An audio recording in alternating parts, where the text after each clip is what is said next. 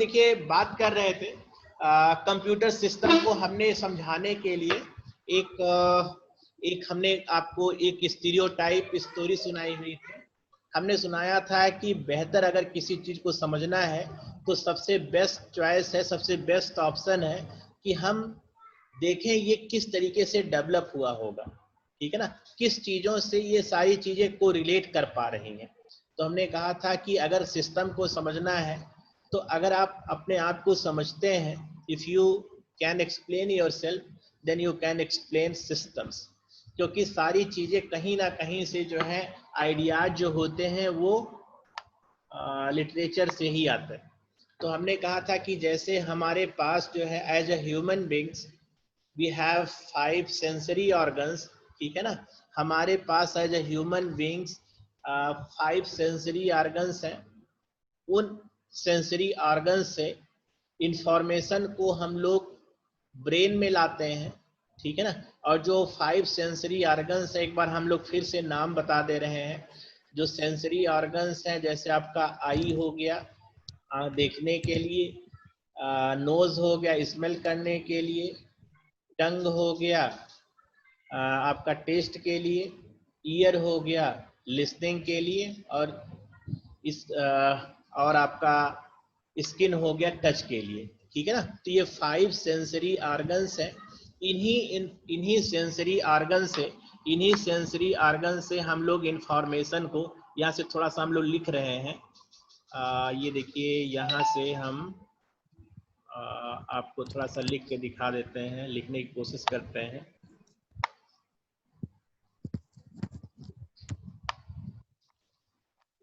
Sensory organs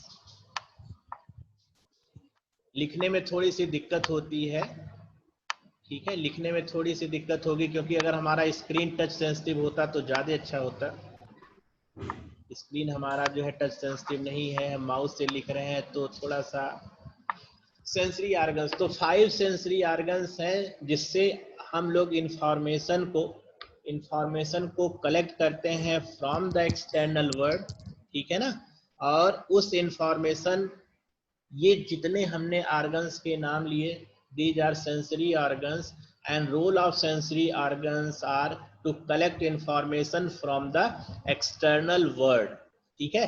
अब जब हमने इंफॉर्मेशन एक्सटर्नल वर्ल्ड से कनेक्ट किया हुआ है, ठीक है, एक्सटर्नल वर्ल्ड से कनेक्ट किया हुआ है, तो इंफॉर्मेशन कहाँ पर जा रही है, ऑल दोज इंफॉर्मेशन, ये जो इंफॉर्मेशन है ये कलेक्ट हो करके कहाँ पर जा रही है, आपके पास प्रोसेसिंग यूनिट आपका क्या है, ब्रेन है, ठीक है ना, ब्रेन। दिस इज प्रोसेसिंग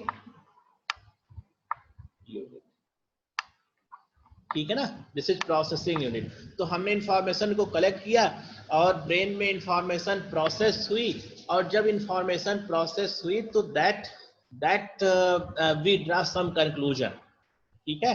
जो कंक्लूजन है उसको हमने मान लीजिए कि जो है स्क्रीन पर कुछ लिख दिया, या हमने हाथ से कुछ लिख दिया, ठीक है ना।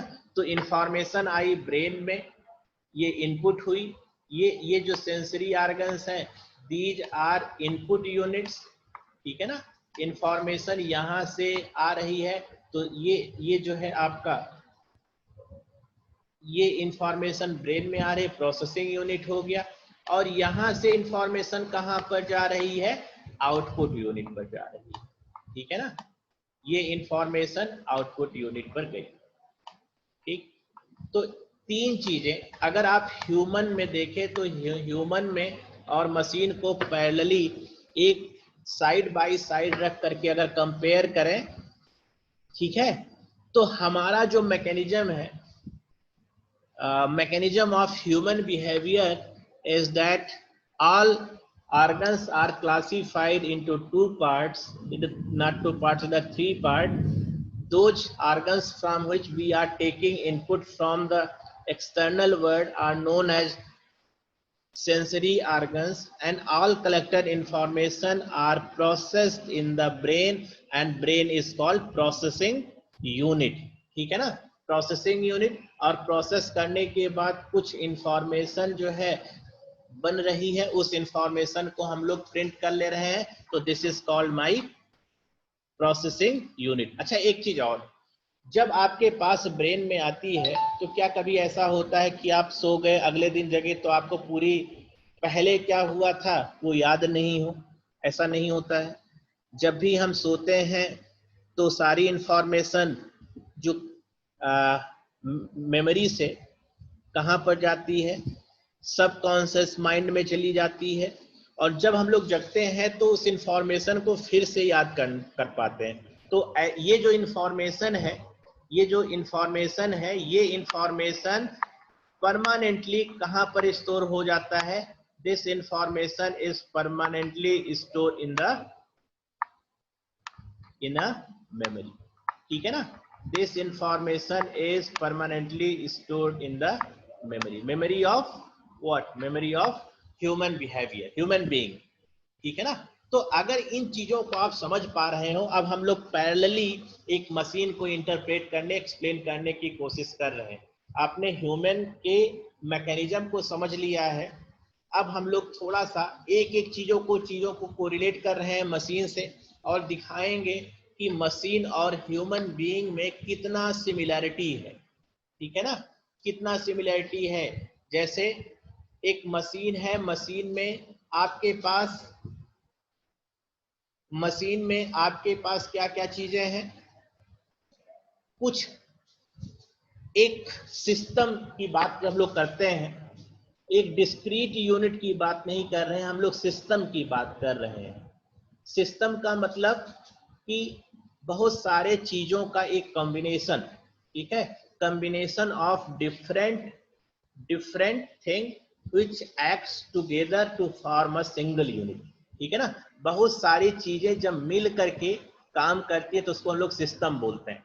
जैसे आपने पढ़ा हुआ है इन्वायरमेंटल सिस्टम। ठीक है? इन्वायरमेंटल सिस्टम, स्कूल सिस्टम, ठीक है ना, हॉस्पिटल सिस्टम, गवर्नमेंट सिस्टम। इस तरीके से सिस्टम क्या है? System is basically collection of different components. ठीक है ना? अगर आप कलेक्शन की बात करें,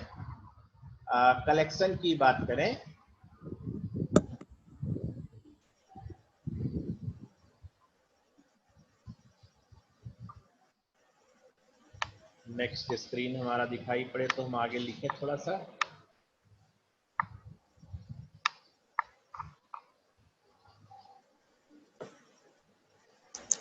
लिखने में जो है प्रॉब्लम हो रही है तो हम लोग मिटा भी सकते हैं इसको।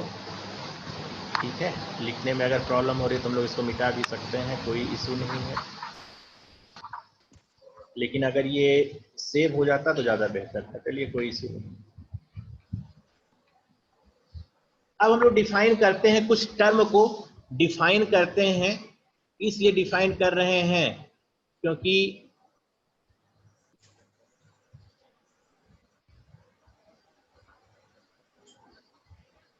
डिफाइन करते हैं सिस्टम।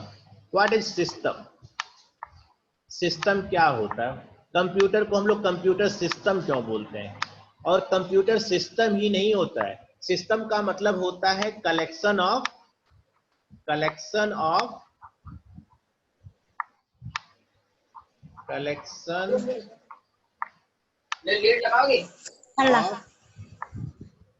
Different component.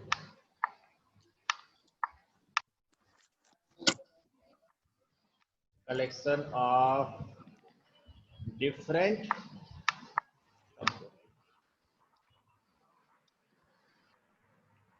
ठीक है ना? Collection of different components.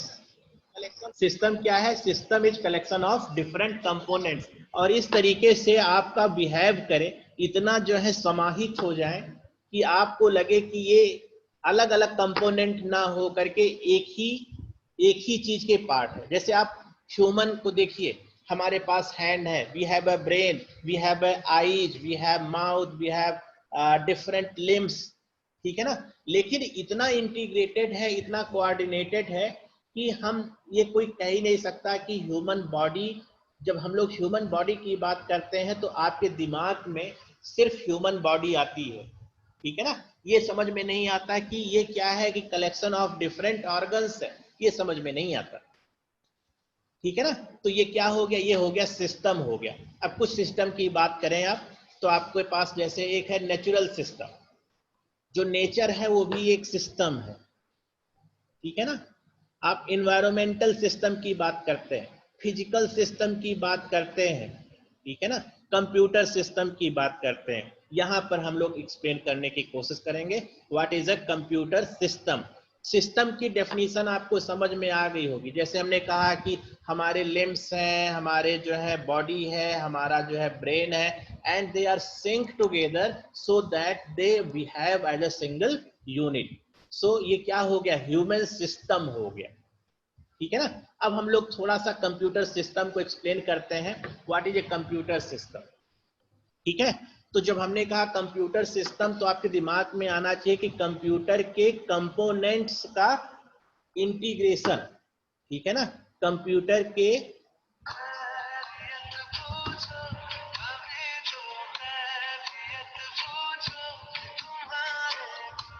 इसका फोन आ रहा है, हेलो हेलो हेलो,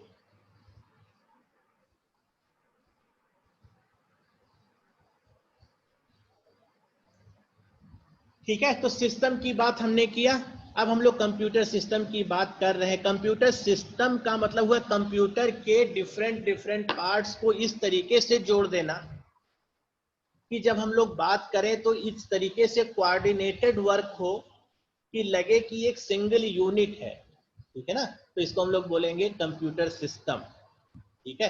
तो कंप्यूटर सिस्टम में क्या क्या चीजें होनी चाहिए, जैसे अभी हमने कंपेयर किया था ह्यूमन से कि जो सेंसरी ऑर्गन्स हैं वो इनपुट यूनिट्स हैं। इसी तरीके से मशीन के अंदर, एक कंप्यूटर मशीन के अंदर बहुत सारे डिवाइसेज हैं जहां से इंफॉर्मेशन आपके मशीन में जा रही है, ठीक है। Those devices from which information is flowing from the flowing to the machine, ठीक है ना।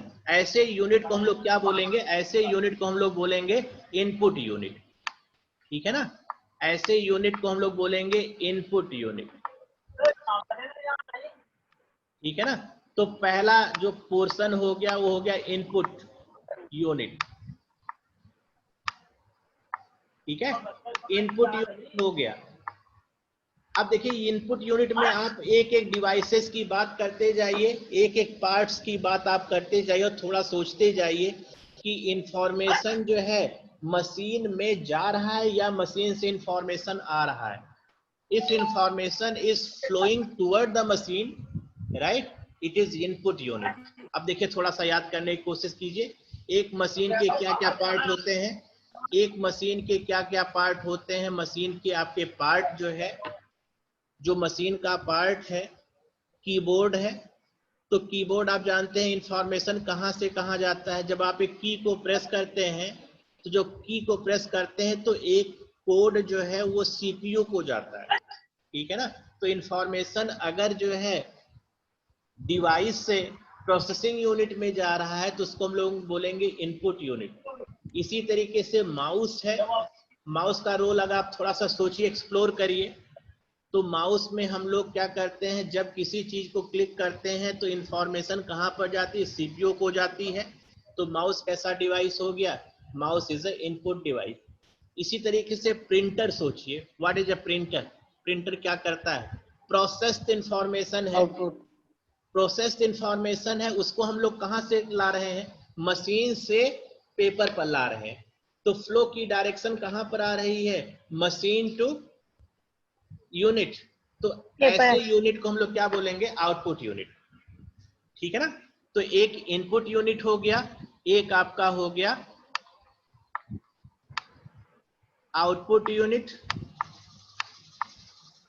ठीक है ना। और तीसरा यूनिट क्या होगा, तीसरा यूनिट क्या होगा बताइए, third unit is processing unit. Processing. समझ में आ रहा है। अब देखिए कि मशीन को और ह्यूमन से आप कंपेयर करिए तो कोई अंतर है क्या, अगर ह्यूमन को मशीन से कंपेयर करिए तो कोई अंतर है क्या, कोई अंतर नहीं है। हमने कहा कि जैसे वहां पर कहा था कि sensory organs are input unit, उसी तरीके से हम यहाँ पर कह रहे हैं कि कीबोर्ड हो गया, माउस हो गया, जो आपका ब्लूटूथ का स्पीकर आप कान में लगा के बात करते हैं, कैसा यूनिट है? इनपुट यूनिट है। स्पीकर, डेटा कहाँ से आ रही है? मशीन से आ रही स्पीकर में, तो कैसा यूनिट हो गया? आउटपुट यूनिट हो गया। प्रिंटर आउटपुट यूनिट हो गया, ठीक है ना। इस तरीके से आप देखेंगे कि थोड़ा सा सोच करके आप इनपुट यूनिट, आउटपुट यूनिट और प्रोसेसिंग यूनिट को बता सकते हैं, ठीक है ना। अब थोड़ा सा यहाँ पर और समझने की हम लोग कोशिश करते हैं। एक यूनिट और बच रहा है जिसको हम लोग बोलते हैं कि जो इंफॉर्मेशन आपकी है, जो प्रोसेस्ड इंफॉर्मेशन है, उसको परमानेंटली हम लोग मेमोरी में सेव कर लें, ठीक है ना। जो इंफॉर्मेशन, प्रोसेस्ड इंफॉर्मेशन है, that processed information is permanently saved in the memory. जैसे आप सोचिए कि हमारे पास जो है एक ह्यूमन है। ह्यूमन कल हमने बताया था कि जैसे मानव है, तो मानव के मस्तिष्क की विशेषता क्या है कि ह्यूमन के अंदर एक जो है 1300 क्यूबिक सेंटीमीटर का ब्रेन है, ठीक है। 13 क्यूबिक सेंटीमीटर का ब्रेन है और इसकी जो कैपेसिटी है ऑलमोस्ट 1 टेराबाइट, ठीक है ना। जो ब्रेन है उसकी कैपेसिटी क्या है? 1 टेराबाइट के आसपास है। तो जब आप चीजों को याद करते हैं तो आप देखते हैं कि टाइम के साथ वो इंफॉर्मेशन क्या होती है? भूलती है। जब इंफॉर्मेशन भूलती है, स्पेस खाली होता है, तभी आप नए इंफॉर्मेशन को एक्वायर कर पाते हैं।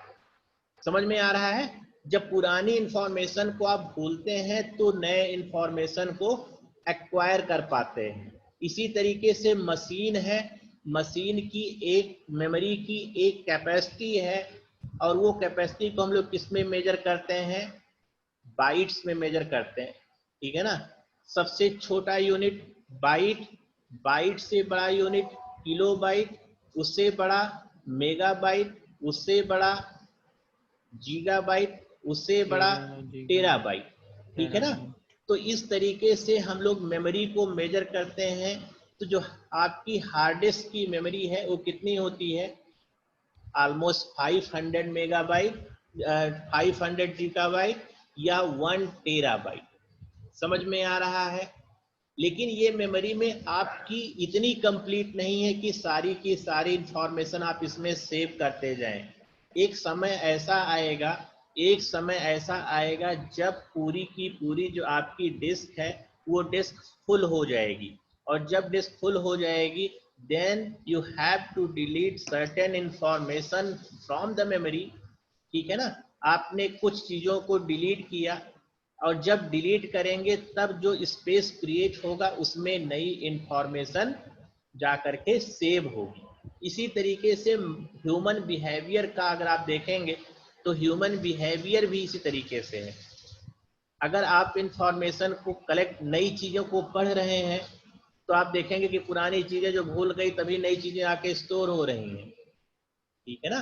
तो नई चीजें आकर के स्टोर हो रही हैं। तो हम लोग क्या करने की कोशिश कर रहे हैं? हम लोग ये कह रहे हैं कि अगर हमको कंप्यूटर सिस्टम को समझना है तो कहीं ना कहीं हम अगर अपने आप को समझ लें तो पूरी की पूरी डेफिनेशन, पूरी की पूरी जो उसका आर्किटेक्चर है, मशीन का जो आर्किटेक्चर है, ठीक है ना, वो आपको समझ में आ जाता है। अब देखिए हमने तीन चार चीजें लिखी हुई हैं। इनपुट का यूनिट, दूसरा आउटपुट यूनिट, तीसरा processing unit and fourth is memory unit. और हम लोग क्या कर रहे हैं? ये जो चारों यूनिट है, all 4 units are bind together, ठीक है ना। ये जो चारों यूनिट है, इस चारों यूनिट को हम लोग इस तरीके से बाइंड कर दे रहे हैं so that it behaves as a single entity। समझ में आ रहा है? जैसे हमने कहा था कि एक आदमी को आप देखेंगे तो आदमी के अंदर अलग अलग ऑर्गन्स हैं, बहुत सारे ऑर्गन्स हैं, जैसे पैर हो गया, हाथ हो गए, आंख हो गया, कान हो गया, लेकिन they are synced in the such way that it acts as a single unit and that unit is called human. इसी तरीके से ये जो यूनिट्स हैं, input units, processing unit and memory unit, all these units are so bound together that they form as a integrated of different units.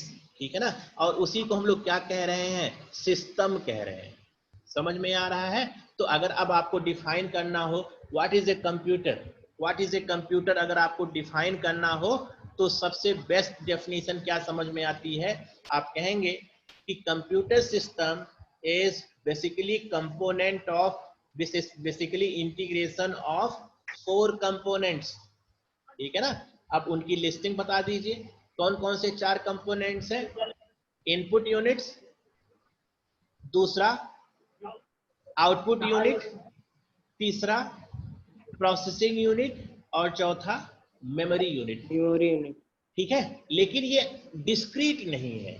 अगर इसमें discreteness आ गई then it has no relevance. समझ में आ रहा है ना? जैसे सोचिए कि अगर आपका हाथ है, your hand do not follow instruction given by your brain, what will happen? That is abnormal behaviour. समझ में आ रहा है ना कि अगर आपका हाथ जो है ब्रेन के आदेश को मानना बंद कर दे तो this is not a actual situation, this is a abnormal behaviour. आपका पैर है, आपका दिमाग कह रहा है कि चलो मतलब घूम के आते हैं, लेकिन पैर जो है चलने की कंडीशन में नहीं है। ठीक है ना, तो क्या है, this is not a normal behaviour. ठीक है ना, तो हम लोग ऐसी बात नहीं कर रहे, हम लोग कह रहे हैं कि all these components are so closely bind and so integrated, they act as a single unit। और जब सिंगल यूनिट बन जाएंगे, एक साथ कोऑर्डिनेटेड हो जाएंगे, चारों यूनिट एक साथ मिल के काम करेंगे। ठीक है, जब चारों यूनिट एक साथ मिल के काम करेंगे तो हम लोग उसको क्या बोलेंगे, क्या बोलेंगे? कंप्यूटर सिस्टम बोलेंगे। तो अगर आपको डिफाइन करना हो, डेफिनेशन आपके सामने निकल करके आ रही है। What is a computer system? Computer system is the different component of input unit, processing unit and memory unit. समझ में आ गया? एक बार मैं सबसे बात कर लेता हूँ, फीडबैक ले लेता हूँ, पूछ लेता हूँ एक बार। अनंत थारू, अनंत थारू, Yes, समझ में आ गया? yes sir, cactus, yes sir, Ajit, Akriti, yes sir, Aradhya, sir, Galaxy N7, ये देखिए नाम नहीं है, ये जो है मोबाइल का मोबाइल नाम दिखा है। गीतांजलि, नेहा सिंह।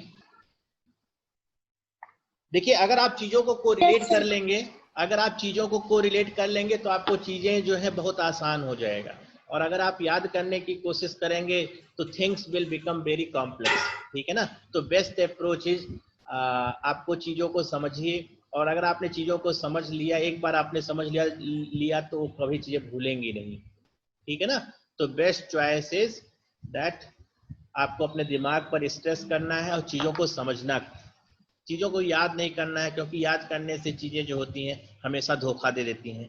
ठीक है, याद वाली चीजें हमेशा धोखा देती हैं, तो बेहतर यह है कि हम लोग क्या करें, चीजों को समझें।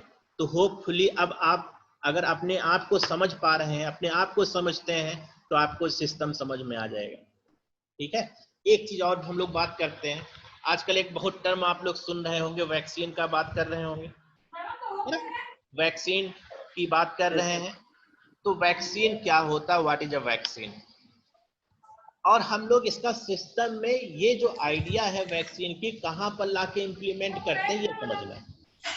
ठीक है, तो वैक्सीन क्या होता है, आप जानते हैं कि बॉडी में जब भी कोई एक्सटर्नल जो है वायरस आता है, ठीक है, जब एक्सटर्नल वायरस आता है तो बॉडी के अंदर हम लोग पहले से ही उसके अंदर एंटीबॉडी बॉडी के अंदर इंजेक्ट कर देते हैं।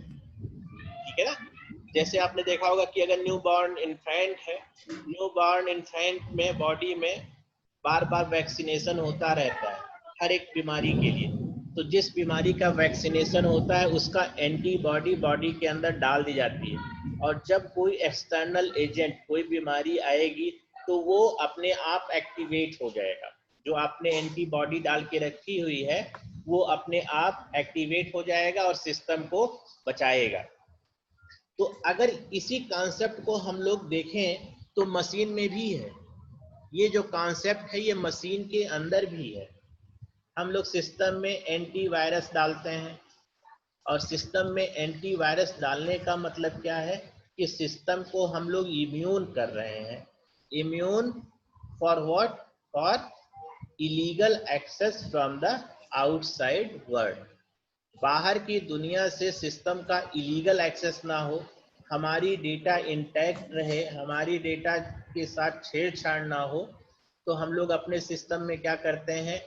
एंटीवायरस डाल के रखते हैं। Antivirus is just like vaccine, it will present in the system in inactive stage. ठीक है ना? इनएक्टिव स्टेट में जो है एंटीवायरस पड़ा हुआ है और ये ऐसे ही पड़ा रहेगा। ये कब एक्टिव होगा? ये जब एक्टिव होगा जब कोई बाहर से कोई बीमारी आएगी तो एक्टिवेट हो जाएगा। ठीक है ना? और वायरस बैक्टीरिया को मारेगा। उसी तरीके से हमने अपने सिस्टम में एंटीवायरस डाल के रखा हुआ है और एंटीवायरस आपके सिस्टम में लगातार रनिंग स्टेट में है। But if any external malicious code, कोई भी वायरस आता है तो सिस्टम अपने आप एक्टिवेट हो जाता है और सिस्टम जो है चीज़ों को डिलीट करता है। तो antivirus is basically inspired from the vaccination and it is used for making your system intact. समझ में आ रहा है? प्लेन आया है क्या जल्दी? ठीक है ना? प्लेन। तो ये आप समझ पा रहे होंगे कि जो नेचुरल चीजें हैं उन्हीं चीजों से हम लोग जोड़ करके कहानी की तरह जो है चीजों को समझ रहे हैं। अब थोड़ा सा हम लोग, इतना हमारे पास बैकग्राउंड हो गया है, हमारे पास सफिशिएंट बैकग्राउंड हो गया। अब हम लोग एक सिस्टम का फंक्शनल डायग्राम बनाने की कोशिश करेंगे। ये जो 4 यूनिट हमने बनाए, इन्हीं 4 यूनिट से हम लोग फंक्शनल डायग्राम बनाने की कोशिश करेंगे कि एक सिस्टम में कौन कौन सी चीजें होंगी।